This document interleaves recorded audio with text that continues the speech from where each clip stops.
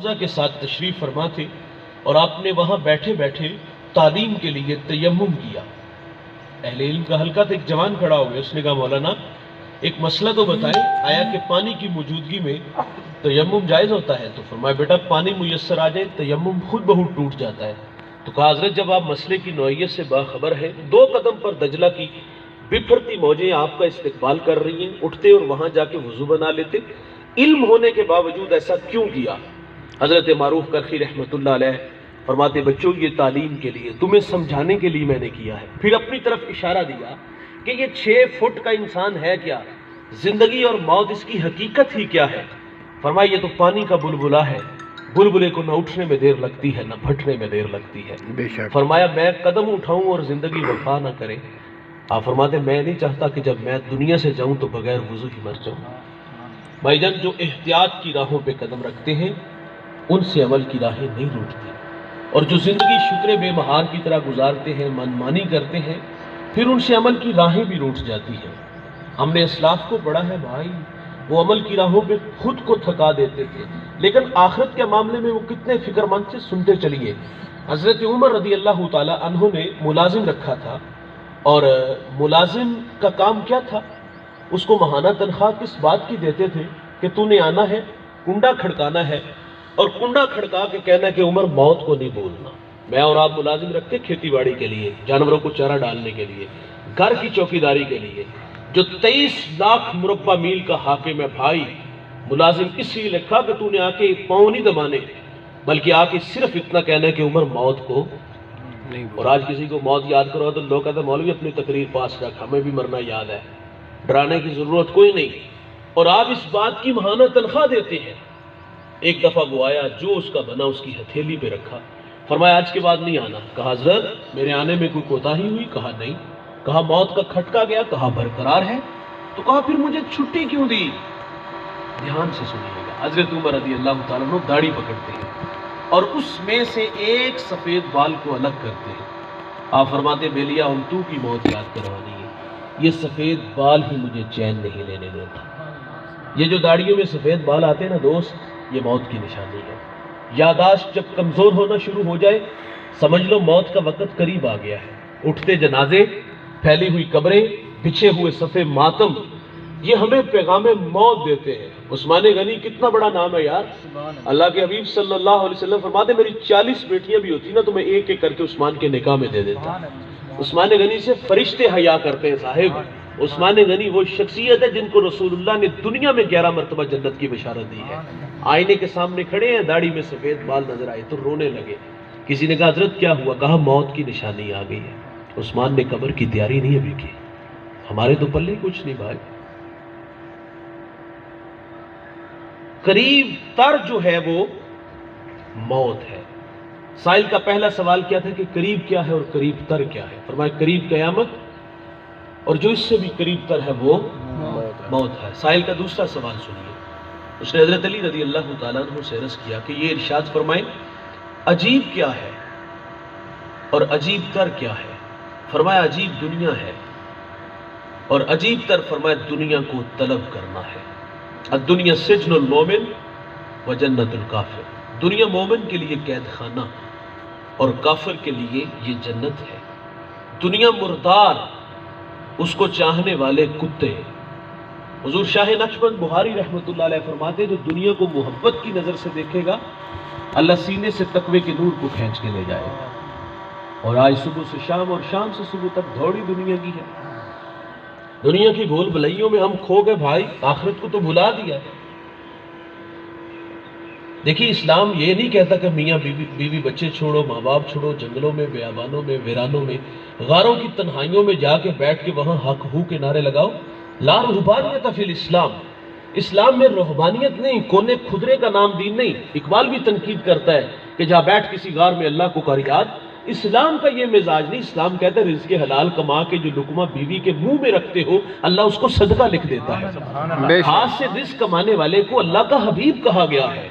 رومی کہتے آب در کشتی ہلاکے کشتی است، آب اندر زیر کشتی کشتی است۔ رومی فرماتے کشتی سطح آب پہ رہے تو خیر صلاح، اس کا کام کیا ہوتا ہے؟ وہ کنارے لگتی ہے، مسافروں کو بھی کنارہ دیتی ہے۔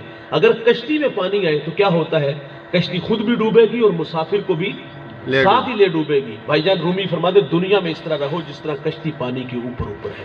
خیر صلی اللہ، کشتی میں پانی آیا، بیڑا غرق ہوا، اور اگر اسی طرح ہمارے اندر دنیا آ گئی، جینا مرنا ہی دنیا کے لیے ہوا، تو جس طرح کشتی کے پلے کچھ نہیں نہ بچا تھا، ہمارے پلے بھی کچھ نہیں بچے گا۔ حضور شاہ نقشبند بخاری فرماتے میں نے ایک شخص کو منا کی وادی میں 70,000 درہم کا کاروبار کرتے دیکھا، 70,000 درہم کا کاروبار کرتے دیکھا۔ دل میں ایمان خیال آیا کہ بہت بڑا دنیا دار ہوگا، لیکن فرماتے جب دل کے آئینے پہ نظر پڑی نا تو اس کا دل ایک لمحے کے لیے بھی خدا کی یاد سے غافل نہیں۔ ہاتھ کار والتے دل یار بھائی جان یہ کیفیت ہو تو خیر صدا۔ تو عجیب دنیا ہے اور عجیب تر دنیا کو طلب کرنا۔ سائل کا تیسرا سوال، اس نے کہا یہ ارشاد فرمائیے کہ واجب کیا ہے اور واجب تر کیا ہے؟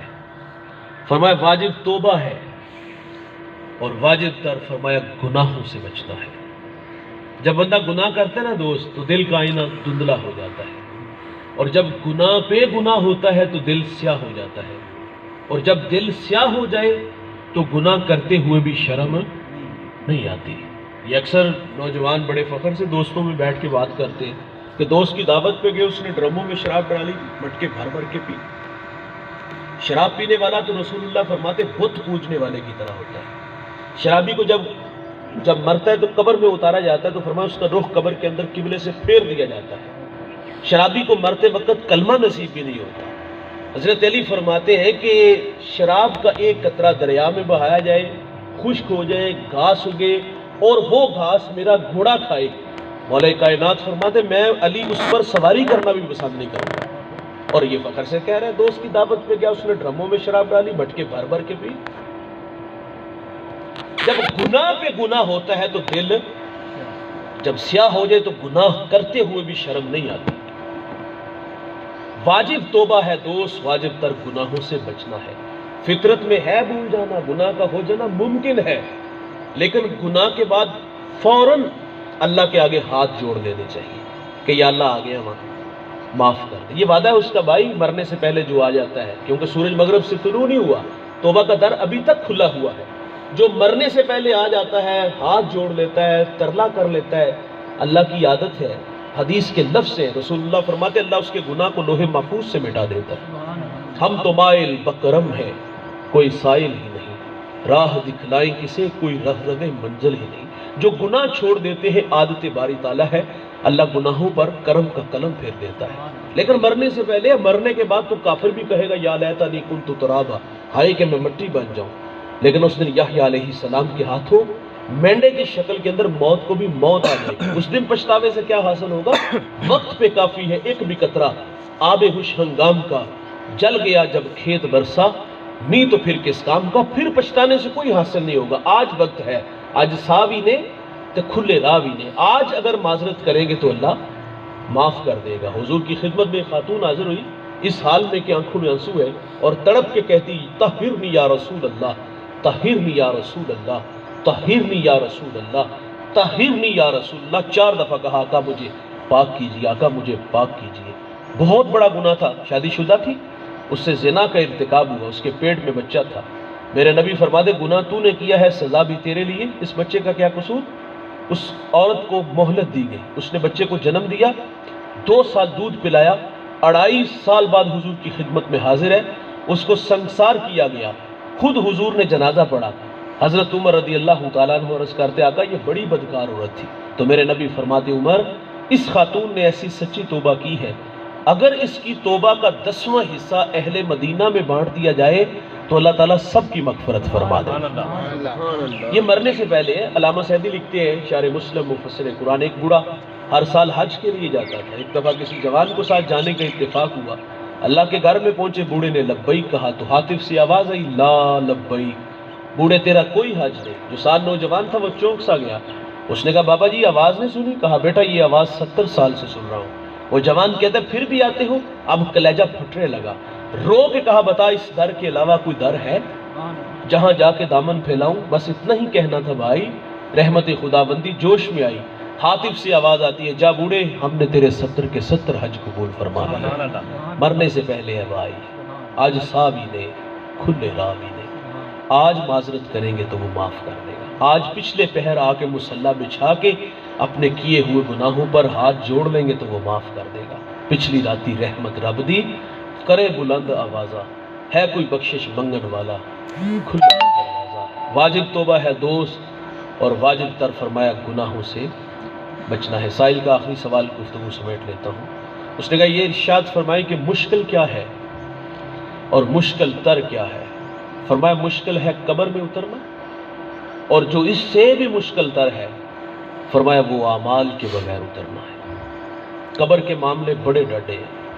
حضرت عثمان غنی رضی اللہ تعالیٰ عنہ جب قبر کی بات آتی تو کانپ جاتے۔ کسی نے کہا جہنم پہ یہ کیفیت نہیں، تو آپ فرماتے پہلی منزل ہی قبر ہے، اگر یہاں سے نجات نہ ہوئی تو باقی معاملے بعد کے ہیں۔ قبر جنت کا باغ ہے دوست، میرے نبی فرماتے قبر جہنم کا گڑھا ہے۔ اللہ کے حبیب کا فرمان ہے کہ القبر بیت الدیان، فرمایا یہ کیڑوں کا گھر ہے۔ اگر کوہ ابو قبیس کی چھاتی کو یہ کیڑا ڈنگ مارے نا تو فرمایا وہ اپنے وجود کو برقرار نہیں رکھ پائے گا۔ تو مسلط کس پہ ہوگا؟ جس کا دامن عمل سے خالی ہوگا، کیونکہ عمل سے بنتی ہے زندگی، جنت بھی جہنم بھی۔ اعمال کا لشکر لے کے جاؤ گے تو قبر جنت کا باغ ہے، اور اگر ان کندھوں پہ گناہوں کی گٹھڑی اٹھا کے جاؤ گے تو جنت کا باغ نہیں دوست، جہنم کا گڑھا ہوگی۔ آئیے میں اور آپ عمل کی راہوں پہ خود کو تھکائیں، اپنے ساتھ اپنی آخرت کے لیے، قبر کے لیے اعمال کا لشکر لے کے جائیں، اور اگر یوں ہی غفلت میں زندگی گزار دی تو پچھتاوے کے علاوہ کچھ بھی نہیں ملے گا۔ آپ اس دنیا ہوش ربا پہ نظر دوڑا لو، جنہوں نے عمل والی زندگی گزاری ان لوگوں کے نام تذکرے آج بھی باقی ہیں۔ میں ہر سال ادھر جاتا ہوں، ضلع بکر تحصیل منکیرا، ریگستانی علاقہ ہے، تھل کا علاقہ ہے۔ مجھے پہلی دفعہ وہاں جانے کا اتفاق ہوا، مرشد آباد کے نام سے آستانہ ہے۔ پہلی دفعہ حاضر ہوا، میلوں میل نہ بستی نہ آبادی، نہ شجر سایہ دار نہ شجر پھلدار، پانی ملا کڑوا کسیلا، حیرت کی دنیا میں کھو گیا، مالک نہ سوداگر نہ کسی ریاست کا مالک۔ اس کی قبر پہ اتنے لوگ کہاں سے آ گئے؟ میرے دماغ کی سکرین پر قرآن کے وہ الفاظ ابھر آئے، والذین یبیتون لربہم سجدا و قیاما، جن کی راتیں سجدے اور قیام میں گزرتی ہیں، اللہ مٹنے نہیں دیتا۔ میں نے ریت کے ذروں کو وجد میں دیکھا، علماء کو، صوفیاء کو، اولیاء کو محبت کی بولیاں بولتے دیکھا۔ ایک دیوانہ کہہ رہا تھا، ارے میں گسارو سویرے سویرے خرابات کے گرد پھیرے بپھیرے، کبھی اس طرف سے گزر کر تو دیکھو، بڑی رونقیں ہیں فقیروں کے ڈیرے۔ یہ عمل والا ہے بھائی، آج بھی زندہ ہے، کہاں ریگستان میں رہتا ہے لیکن تذکرے آج بھی باقی ہے۔ ایک جوان افغانستان سے اٹھا تھا اور لاہور کی زمین پہ سرزمین پہ آ کے قدم جماتا ہے۔ اس کی قبر پہ چلے جاؤ آپ بھائی، دن کا اجالا یا رات کا سناٹا، کڑکتی دھوپ یا برستے بادل، میں بھی جاتا ہوں، آپ بھی یقین گئے ہوں گے۔ وہاں اس شاخ کا میلہ ہے بھائی جان، وہاں سے اٹھا اور یہاں آ کے کچی کلی بنا کے لوگوں کو توحید کے جام پلاتا رہا، بھٹکی انسانیت کو ہدایت کی راہیں بخشتا رہا۔ آج اس کی قبر پہ رونقیں ہیں، میلے لگے ہوئے، 1000 سال کے قریب ہو گئے اس دنیا سے گزرے ہوئے۔ کوئی سورہ یاسین پڑھتا ہے، کوئی سورہ رحمان پڑھ رہا ہے، سب کو اللہ ہی دیتا ہے، ہمارا ایمان ہے، لیکن اللہ والوں کے مزارات پر اللہ کی رحمتوں کو اترنے کی عادت ہوتی ہے۔